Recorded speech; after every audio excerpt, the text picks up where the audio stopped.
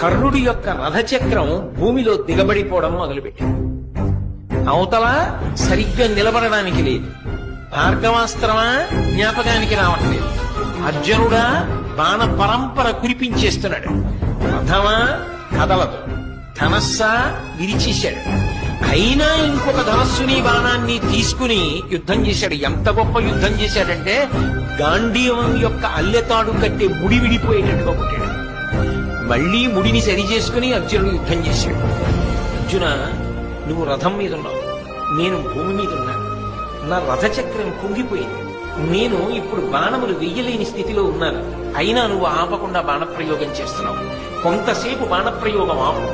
నీకో గోవిందుడికో భయపడి నేను ఈ మాట చెప్పట్లేదు, ధర్మం చెప్పాలి కాబట్టి చెప్తున్నాను అంటే కృష్ణ పరమాత్మ అన్నాడు, అబ్బా ఇప్పుడు ధర్మం జ్ఞాపకానికి వచ్చిందా?